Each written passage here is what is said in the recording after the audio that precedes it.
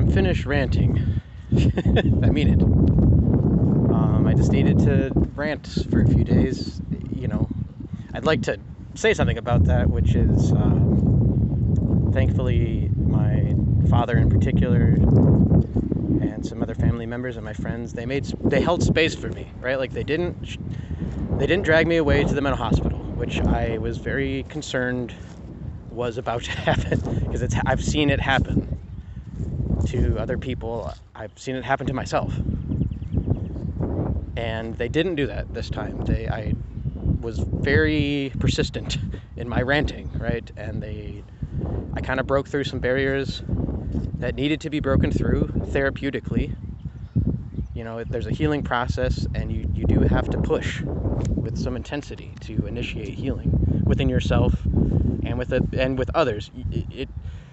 It's a two-way process. Like, you can't avoid your own taking your responsibility for your own mistakes, nor can you avoid letting other people let themselves off the hook for the consequences of their behavior. It's painful at first, excruciatingly painful, and then it's really amazingly beautiful, right?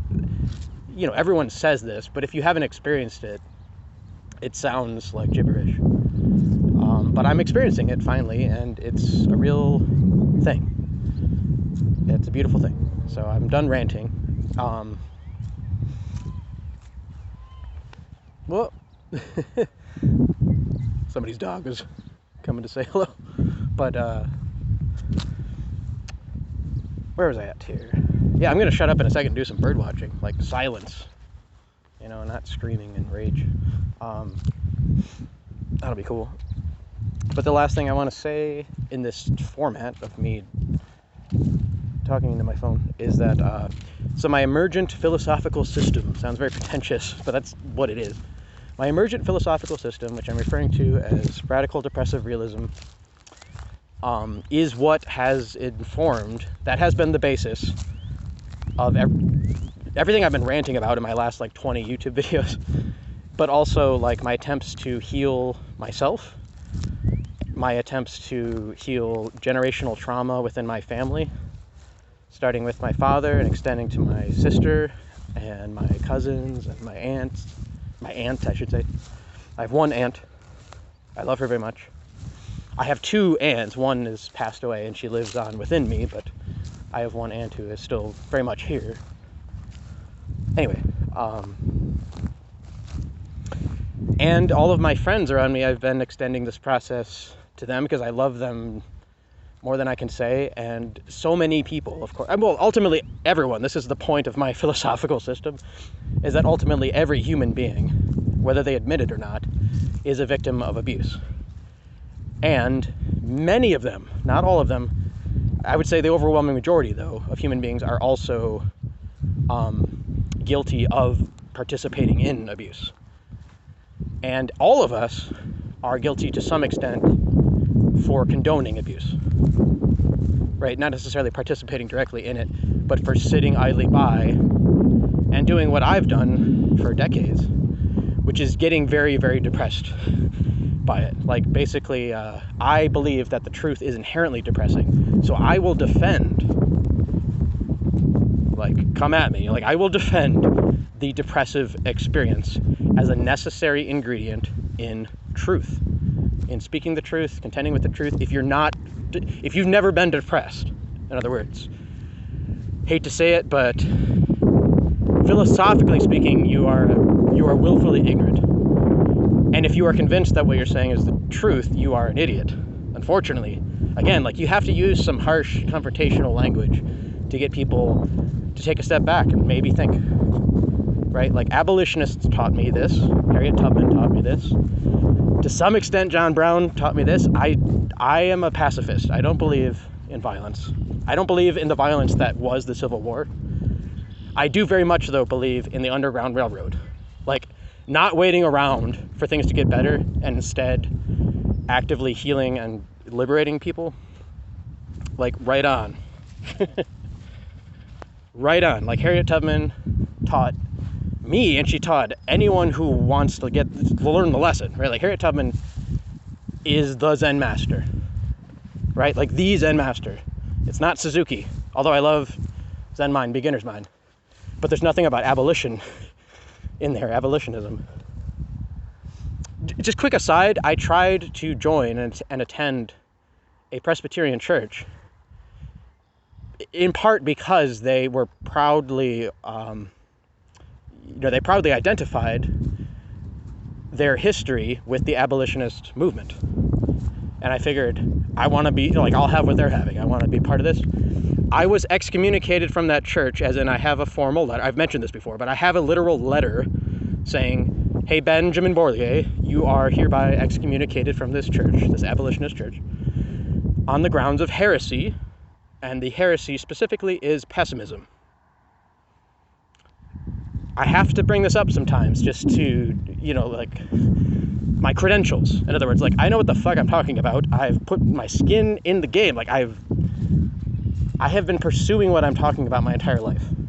So people say, like, Ben, you're really intense and you, like, have an answer for everything. It's like, yes, that's what happens when you study something obsessively and passionately and you actually learn everything you need to know to defend your argument. That's just what happens. And people will try to tell you you're arrogant and narcissistic and self-centered, blah, blah, blah. Nope.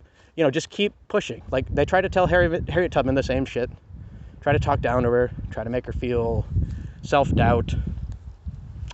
And she didn't give a fuck. She had her priorities straight. She wasn't trying to be a hero. This is very important. Like, we don't need a statue of Harriet Tubman. It's cool if we make one. I mean, it makes sense why we would revere this person, of course. But what we really need is to think deeply. Like, learn from Harriet Tubman. She's the Zen master. We need to sit quietly and very deeply contemplate her teachings. Like, more than any other human, like, I live in America, right? Like, elsewhere in the world, there are other Harriet Tubmans. I'm not going to bother trying to think of one, because the point is, like, I live in America. Like, I look for examples in American history that I can draw from that are directly related to my experience. For example, like, this church that I was going to in my community was part of the Underground Railroad, like the literal Underground Railroad. I'm not sure if Harriet Tubman herself was involved in that particular stop or whatever, but, like, she was by extension involved. So, like, this is what's going on in the world today, specifically the Oxford school shooting. This is also something that happened not far from where I'm at. For me, this was the last straw. Okay, like, I was, again, naively thinking that things would just get better. I was thinking, like, okay, surely in this case, they're taking the parents to court, and it's so clear that the parents are denying any responsibility whatsoever, and the community is outraged. And, like, now, for the first time in history, parents, meaning slave owners, if you watch my last thing, like, I'm going to have to keep, I know everyone's going to be very upset at me saying that, because I am accusing, like, practically the entire human race of being slave owners. But Harriet Tubman laid the example, and I'm realizing that's the missing piece of the entire puzzle. The puzzle of what? Breaking generational trauma, ending slavery. We're not going to end it. I am a pessimist with regards to that. My expectations regarding humanity's ability to actually understand what I'm saying. However, this is my ultimate point. I am gathering a growing body of evidence for what I'm saying being exactly what I think it is. It's true, and it's effective, meaning I'm healing, my father's healing, my sister's healing, my cousin's healing, her children are healing, potentially my aunt is healing, we'll see. My friend is healing, my other friend is healing, my other friend is healing. I've called out abuse and people have recognized it, which means, like, I'm one person, okay? And what happened is I was pushed too far. Firstly, by the Oxford school shooting. Secondly, by the death of a friend who I felt, whose memory I felt, people expected me to just move on from. And I'm like, no, he lives within me now. He's not dead. He's part of me. And then I realized all of my beloved friends who have passed away and family members who have passed away, who have inspired me and taught me. This is easy to say. It's hard to accept at a deep level. Easy to say, hard to accept. I realize that they are not dead so long as I care about them and continue to be informed by their memory. That's not a metaphor. Like, that's actually true. Jacques Derrida, who I'm very critical of, I also am very defensive of when it comes to certain things. And that's one thing I'm very defensive of with him, is that he's wrong about a lot of things, but the things he's right about are very important. Any thinker like that, I have a lot of patience for, actually. You know, it's like, make 100 mistakes if you need to. If the 3 things that you get right are like the 3 most important things, or approaching the most, I don't think he did get to the 3 most important things. This isn't me being arrogant, but I believe that I am responsible at this point, just because no one else is doing it. Not because I'm the greatest. No, just because I can't find anyone who's doing it. I believe I'm responsible for actually articulating what are the most important, like the way in which philosophy and ethics in particular should be prioritized. That's what I'm going to attempt to do, and I'm calling it radical depressive realism. Yeah, my point is, I know at this point that this shit is true, because it works. Like, either miracles are a thing, and I don't believe they are, or I'm saying something that is actually just obvious, but hard to accept. Not just hard to accept, extremely difficult to accept, because it's excruciating as an experience. That's why I'm saying radical depressive realism, meaning radical, like extreme, depressive, like this is going to be extremely depressing, because reality is. However, realism, like this is reality. If you want to deal with reality, this is what you have to do. And if you want to heal, it turns out, and live a life that feels good, like I feel actual healing, not illusory happiness, not like I won the lottery. Like I feel proud of myself for not being a coward, which will never go away. Like I know that is medicine that I don't need to take every day to reuptake, That's medicine that will be with me forever, because you can't take it away. Like a Nazi can put a gun to my head and say, renounce your beliefs, and I'll say, go fuck yourself. I don't have to think twice at this point. I'm just not afraid, because once you key in on what is important, it's like eureka, literally. Like Archimedes, extremely important, like the greatest mathematician for sure, at least in the Greek context. Why? Is it because he solved all the problems? Well, he solved incredibly important mathematical problems. However, he stood up with courage. At least it's a legend. I think it's probably true, though. Like, he was pursuing beauty and truth in constructing geometry on the shores of the beach in the morning, which was supposedly what he did every morning. And then a centurion came to say, hey, you, Caesar wants to see you. Drop everything. Let's go.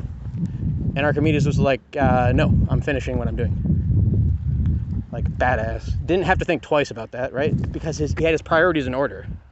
Firstly, he knew how to read people. So he understood, okay, a centurion is like immediately he understood. He didn't have to think about it. This is the important thing. He didn't have to like weigh the options. That's the thing. Eureka, like immediate. He knew that the centurion is taking him to see Caesar. Why? Because Caesar knows that Archimedes is the equivalent at that time of the internet, right? Like, if you want to get your military weaponry in a superior state, if you want to develop innovative military technology that will give your government power over your enemies, you're going to need Archimedes to be what? A slave. Right? The centurion was taking him away to be a slave, an intellectual slave, to be used for the purpose of technological innovation. Sound familiar? I won't go on a rant about that. I could, obviously, but I'm healing. Like, I don't, I made my point. When you're healing, you know when to shut up and just enjoy yourself, basically, which is what I'm going to do. There's birds. Beautiful day. Anyway, Archimedes said, I'm finishing my drawing. And the centurion was like, what? Like, he couldn't handle this. He's like, nobody challenges the authority of Caesar. Did you not get the memo? Like, seriously, dude. Like, pulls out a sword. Drop what the fuck you're doing. You're coming to see Caesar. And Archimedes was like, I'm going to do calculus. I'm going to do calculus without Leibnizian calculus, like without a calculator. Like, I'm going to do calculus with a straight edge and compass in the sand, because that's beautiful. And I know that I'm about to die, by the way, hint, hint. Like, I'm entirely aware of that. You're an idiot, and I'm Archimedes. So, you still think you know more than me because you're an idiot, right? Like, all fascists are this guy, this centurion in this story. And then the guy is like, he's lost his shit, and he cut Archimedes' head off, which is an incredibly stupid thing to do, but that's what fascists do. And then the centurion went back to Caesar, thinking Caesar would be on his side. He was like, oh, this dude, he challenged your authority, Caesar. So don't worry, man, I took care of it. I cut his head off. And then the Caesar immediately is like, okay, so this guy cut his head off, cut the centurion's head off, because he just killed Archimedes, who was like the most valuable human being on the planet, relative to the goal of technological innovation, which, again, Archimedes, in the final instance, did not give a flying fuck about, because he had his priorities in order. He went out focused on beauty, truth, right? Courage. He died with courage, with a smile on his face. They cut off his head, but the head had a smile. That's the meaning of life right there. It's not whether they cut your head off, it's whether your head is smiling or not when they do. And hopefully you're smiling because you know you're not a coward at the end. So I'm going to be fleshing out like the very technical, like, demanding details of radical depressive realism. Like, it's probably going to take me the rest of my life, and I am accepting that when I say the rest of my life, I don't know how long that is, because I'm not going to kill myself, because my theory is in part a theory of suicide prevention, and I am the living evidence of it, right? Like, I'm literally preventing myself, of course, to begin with, committing suicide. I'm also pretty confident that I would be able to convince somebody to at least question very seriously whether they want to commit suicide, if they think like me, at least, right? Like, I make no claim to be to have universal understanding of the human experience or anything ridiculous like that. I just know my experience, and I'm able to generalize my experience to some extent. Albert Camus did this. Jean Amery did this. Philip Mainlander did this. I was very influenced, obviously, by all three of those people. But I am convinced, like, okay, you guys got some stuff right and you got some stuff wrong. In particular, like, you have the problem of inadequacy or incompleteness in your arguments. I need to complete what you're saying, in other words, is my feeling. Same thing with terror management theory. Like, terror management theory is totally on the right track. It just falls a little short, is all. And I feel a responsibility to fill in the gap. So I am not someone who is in a state of, like, maniacal, delusions of grandeur. Delusions of grandeur. Like, I've taken a lot of time to examine whether that's happening, because in the past that was a problem for mine. It's no news to anybody. Like, oh, Ben, delusions of grandeur is probably a thing. However, in this particular instance, because the evidence, the empirical evidence, is so strong at this point, so undeniable, that I'm convinced this is not a delusions of grandeur thing. This is just like, there's an obvious truth thing. So Georg Cantor is probably my main intellectual hero. And my rant the other day, which was a bit intense, I admit, I didn't need to use so many curse words and everything. My point was just, they dragged Georg Cantor to the mental hospital, right? Like, and he's my hero. And he was right. He wasn't just a little right. He was extremely right. So he's very inspiring to me. And the reason I was laying into Ludwig Wittgenstein, who was also very influential on me, you know, like, in the past, I would have waxed poetic about, like, my admiration for Wittgenstein. And I'm realizing this is what I mean with, like, I'm not tolerating abuse anymore. Wittgenstein had been part of the abusive phenomenon, which had sent Georg Cantor, my hero, to the mental hospital. And I'm speaking up, even though, like, both of these people are dead. But the resonance of their ideas, that is not dead at all. It's certainly not dead in me. It's, like, immediately relevant to my life on a daily basis at this point. So, yeah, my point is just, like, if I'm I have some friends who like think they know more than me. Of course, I have a lot of people who think they know more than me about this, and they're going to be real smug, and they're going to be like, oh, here's Ben who thinks he's right. And this is me extending the last olive branch before I just eviscerate all the counter arguments with like my book, right? Like with my rigorous argument, which is going to take a long time to write. There's a lot to it. But this is my last olive branch. Dale, I'll just call him Dale. I love you, man. Like, you're awesome. But this, I'm pretty much directing this at you if you listen to this.